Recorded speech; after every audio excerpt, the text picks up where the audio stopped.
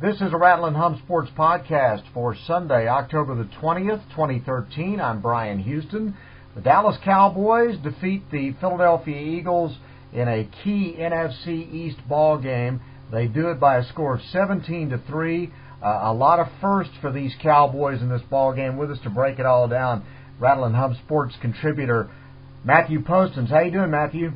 Hey, fine, Bryan. How are you? Well, doing very well. It was not the most beautiful thing in the world to watch, but when it was all said and done, the Cowboys accomplished a lot of things. First of all, they won a game, an NFC East game on the road. They won back-to-back games for the first time this year. They remain undefeated in the NFC East, and they basically held the Eagles to a field goal for the first time, I think, in the history of the series. So a lot to like about this ball game, even if it wasn't the most exciting thing to watch. Yeah, all we talked about all week was offense. The fact that both of these teams were two of the best scoring teams in the league. How are you going to stop these offenses? Well, both defenses had a lot of success slowing both of these offenses down today, but ultimately the Cowboys were the ones that won the game, and they needed it. They wanted to have a one-game lead going into their game against Detroit next week. Now they've got a game in hand on every team in the NFC East because they're 3-0 in the division.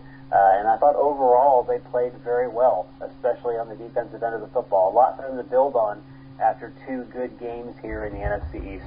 No question. Now, the thing about this game coming in, and you mentioned it a few seconds ago talking about the offense, it was really surprising that a depleted defensive line was not really taken advantage of by the fast break, up-tempo Philadelphia Eagles offense. No, they weren't, and I think it actually started with them slowing down LaShawn McCoy. I think the Eagles really wanted to establish the running game because they wanted to take as much pressure as they could off of Nick Foles, the quarterback, and they just weren't able to do it because the Cowboys did such a good job of keeping McCoy from getting outside the tackles and getting upfield. He had 55 yards rushing, had 26 yards receiving. I mean, not the kind of numbers you expect to see from LaShawn McCoy against the defense that was as depleted up front as the Dallas Cowboys. I thought not only did they do a good job of keeping him between the tackles, they did a very good job of wrapping him up. He wasn't getting a lot of second effort yards. He was getting hit, he was getting stood up, and other guys were coming in to join to bring him to the ground. So defensively overall, they really didn't do anything really gimmicky, I thought. They just played good straight-ahead football. They kept McCoy between the tackles, and they did a very good job of wrapping up all day. And then they were helped out by an absolutely awful performance by Nick Foles. Yeah, he did not look sharp today. And this is a guy who, in coming in from Michael Vick 2 weeks ago and then again last week against Tampa Bay, has looked very sharp. He's done a very good job in place of Michael Vick. And the Cowboys did a good job of pressuring him. I think the fact that Philadelphia wasn't able to establish a running game, that certainly helped Dallas. They ended up with 2.5, 3 sacks today. 2 of those were Foles. The other one was Matt Barkley, who came in when Foles left at the end of the third quarter with concussion-like symptoms. But Foles was never comfortable, and the Cowboys did a good job of getting sustained pressure on him. Even if they didn't have a lot of sacks, there were guys flying around him constantly today. And the thing is, because the Cowboys did such a good job of bottling up LaShawn McCoy in first and second down, they put the Eagles in longer downs and distances that required Foles to throw the football. That also allowed the Cowboys to do what they wanted to do, which was rush with 4, keep 7 back, and a lot of that pressure was as the result of the Cowboys secondary doing a very good job of blanketing the Eagles receivers, especially Deshaun Jackson, who did not have a good day today. Well, it was a very impressive performance by the Cowboys. Defensively, you mentioned the outstanding job done, but there are some guys that you have to point to. Barry Church, I thought, played terrific today. Yeah, I thought he did too. He had a couple of nice plays during this game that broke up passes, kept guys from getting further upfield with the football. Both he and J.J. Wilcox. I thought Wilcox had a very good game today. People underestimate that play he made in the end zone. Not the would-be interception, but the play made a few plays before that when Foles had a receiver in the end zone, open, dead to rights, should have been a touchdown. Wilcox came in from center field and batted that ball away at the last second. that might have been the biggest defensive play of the entire football game. Yeah, and then the interception that Church made when it was still 10-3, I believe. Well, no, actually it was 17-3, and they were trying to preserve it and try to keep it on. I thought that was a big play by Church in the ball game, and also, they got great pressure from Nick Hayden on Matt Barkley in that position. So combination, good pressure, and then a nice secondary play. Yeah, and when you have those two things working together in pass defense, you make life very difficult for the opposing quarterback. Just 22 completions out of 49 total attempts for the Eagles today, less than 300 yards passing, and actually just barely 200 yards passing, actually. I'm doing the math in my head, 209 yards passing overall. This is a team that was averaging 400 yards in total offense over the first 6 games of the season. I think only the second team in NFL history to do that. And they were made to look very anemic today. And another guy, again, every week you could say this, but Sean Lee played great today. There was that one play, I think it was in the third quarter, where he practically chased LaShawn McCoy down from behind, slipped between a couple of offensive linemen, and just brought him to the ground before he could even get anything going. Lee had a fantastic game. He had a pick as well. I thought he was going to take that all the way, but he ended up getting bottled up. And that pick was pretty key, too, because the Eagles, you saw them getting a little bit sharper in that second half. And the turnovers weren't necessary in the first half because the Eagles were looking so beleaguered. Once they started looking a little bit more sharp, those turnovers really came in handy. No question. And then on the defensive line, although they were missing Ware and really, again, depleted, they got a nice game from Hatcher. They got a really nice game from Selby, who had at least a couple of sacks. Selby ended up with a sack and a half. Okay. Hatcher ended up with a sack. I'm trying to recall who ended up with the third one.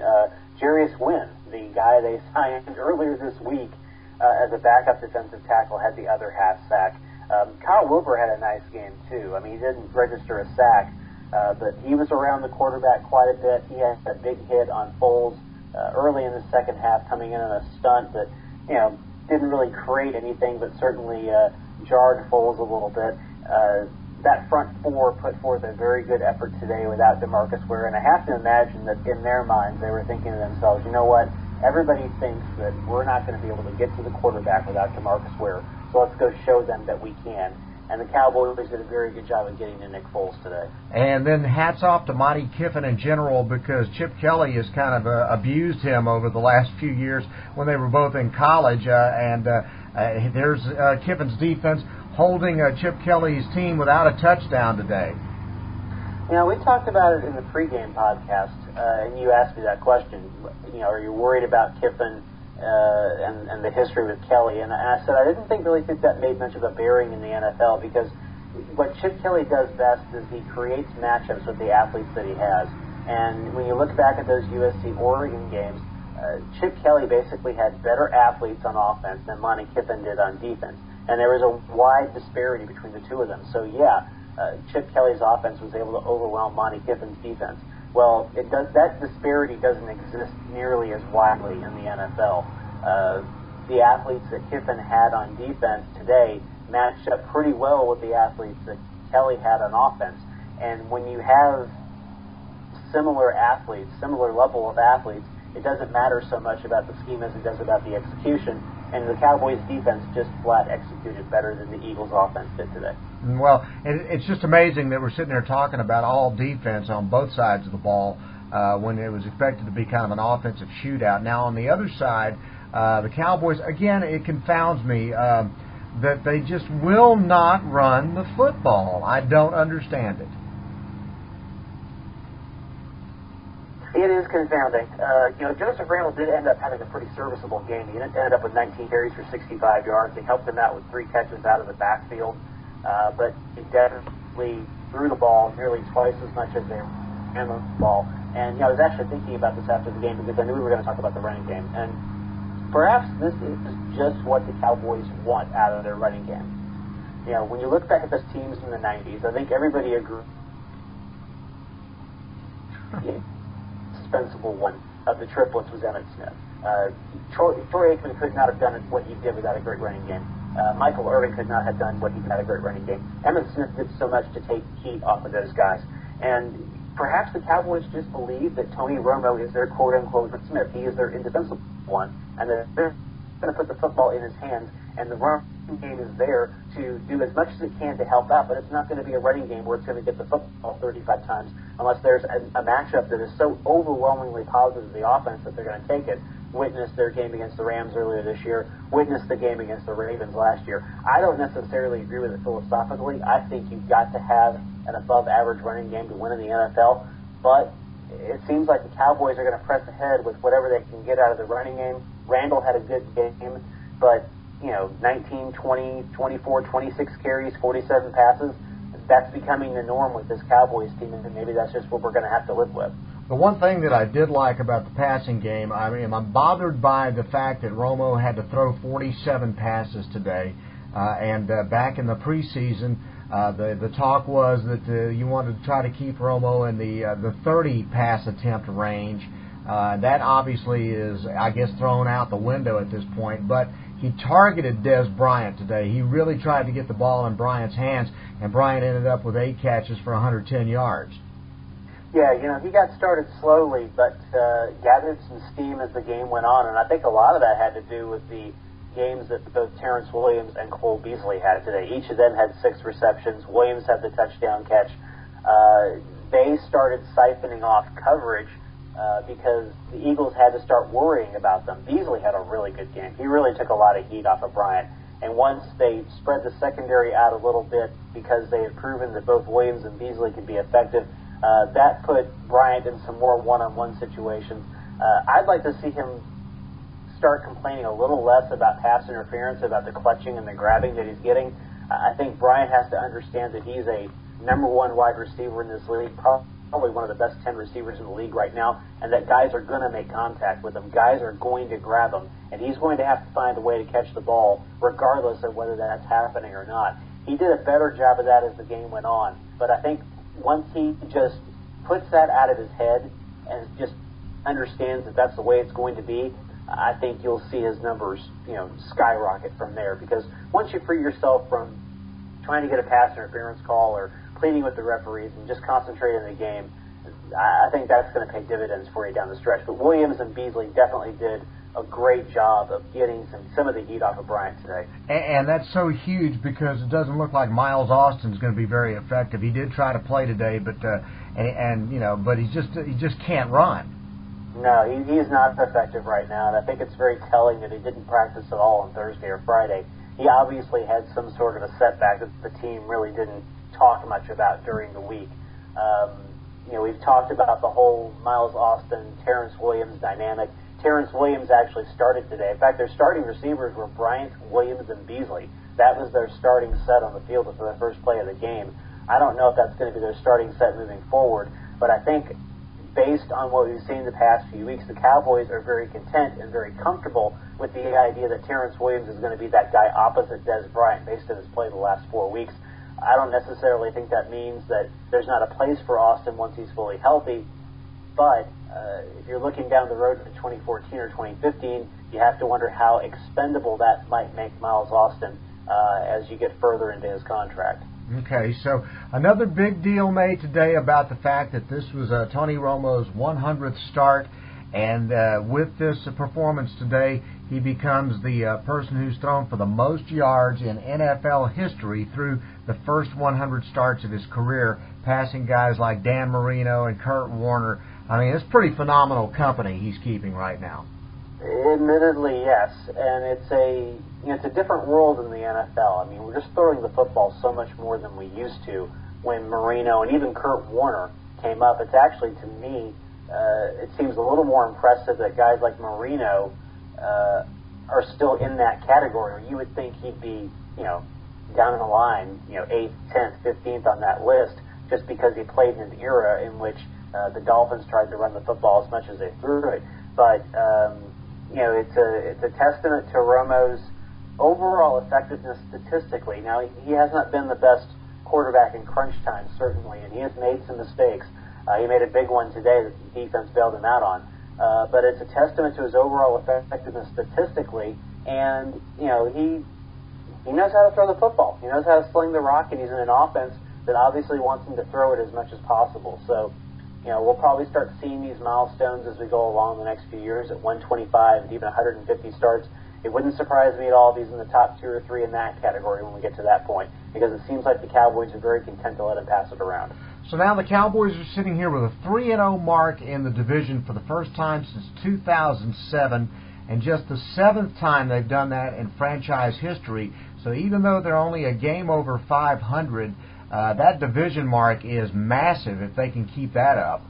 Yeah, it is massive. And when you think about it, 10 wins will usually get you in the playoffs each year. Now, this is such a weak NFC East that, honestly, the 8 or 9 wins could win the division. And when you think about the fact that the Cowboys are 4-3 right now, they're 3-0 in their division, they've got to play everybody again, you have to imagine they'll probably win 2 of those games. I can't see them sweeping either the Eagles or the Redskins both. I could see them sweeping the Giants. But you have to imagine that they'll probably win 2 of those 3 divisional games. That seems logical to me. The Redskins had a really good game today. It'll be interesting to see how that goes down the line. But every win you can pick up from here on out is going to help you a great deal, because even if the Cowboys do slip and lose one of those NFC East games, and they end up tied theoretically with the Eagles for the divisional lead into the championship, and if you can't break the tie head-to-head, the next tiebreaker is divisional record. And if the Cowboys have a great divisional record, even with 1 divisional loss, there's a good chance they win that tiebreaker and win the division. So they're in a pretty good spot right now. They need to win probably 2 of their next 4 to keep the momentum going. None of those are divisional games, so they need to start improving their record against non-NFC East teams right now. I mean, it's great they're 3-0 against the East, but they're 1-3 against everybody else, and they've been terrible against the AFC West. They get the Raiders on Thanksgiving. You hope they could win that game, but they've got to start winning some games outside of their division right now. Well, the next challenge is on the road next Sunday, another road ball game against the Detroit Lions, and you got to take them as they come. And so the Cowboys have got to continue to keep this momentum going. Can they actually do the unthinkable and win 3 in a row? Well, if this was the second half of the season, I'd say the odds are pretty good, because that's when they seem to string together wins. But it's possible, because Detroit is a team that has been very hot and cold. They've done a very good job of gathering yards, but they're not doing a good job of closing out games. They lost the game today against the Bengals on a last-second field goal. Reggie Bush has done some nice things for them offensively to kind of diversify things a little bit, but they're obviously not a power football team. They want to throw the football almost as much as the Cowboys want to throw the football, between Matthew Stafford and Calvin Johnson and the different weapons on offense and Reggie Bush.